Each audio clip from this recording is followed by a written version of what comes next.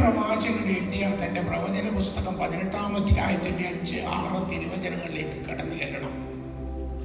അവിടെ ഒരു വാക്യം നാം വായിക്കുന്നത് ഇപ്രകാരമാണ്: ഞാൻ ഏതെങ്കിലും ഒരു ജാതിയെയോ വംശത്തെയോ വർഗത്തെയോ നശിപ്പിക്കും എന്ന് തീരുമാനിച്ച് അവർ അതറിഞ്ഞ് തങ്ങളുടെ അകൃത്യം വിട്ടൊഴിഞ്ഞ് എന്നിലേക്ക് മടങ്ങി വന്നാൽ അവർക്ക് വരുത്തുമെന്ന് ഞാൻ ചിന്തിച്ചതിനെ ഓർത്ത് അനുതപിക്കും. അവർക്ക് പിന്നെ അത് വരുത്തില്ല.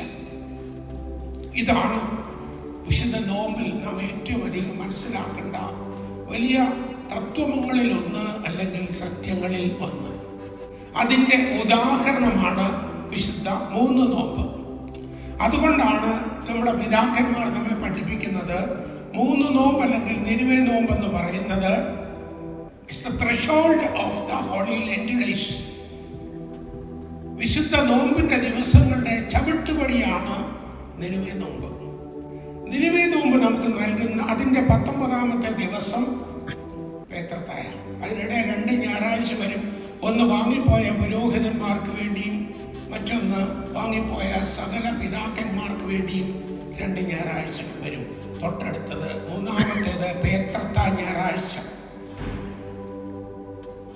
എന്താണ് പേത്രത്തെ ഞായറാഴ്ചയിലൂടെ നാം മനസ്സിലാക്കുന്നത്? Total transformation of the human life. ഒരു വ്യക്തി ജീവിതത്തിന്റെ പൂർണ്ണമായ വിടുതൽ, വിമോചനം, ട്രാൻസ്ഫോർമേഷൻ, ഒരു മാറ്റത്തിന്റെ അവസ്ഥയിലേക്ക് കടന്നു വരണം. ഇതാണ് വിശുദ്ധ സഭ നമ്മിൽ നിന്ന് പേത്രത്തായിലൂടെ നൽകുന്ന അടയാളം.